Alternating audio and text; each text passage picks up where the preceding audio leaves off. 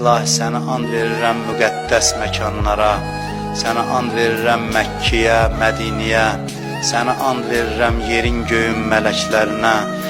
İlahi, bu əllər ki dərgahına uzanıb, əli boş naumid qaytarma, amin deyən dilləri lal öldürmə, bağışlamamış bizi bu dünyadan aparma, ömrümüzün axırıncı son saatını ömrümüzün ən mübarək saatı qərar ver.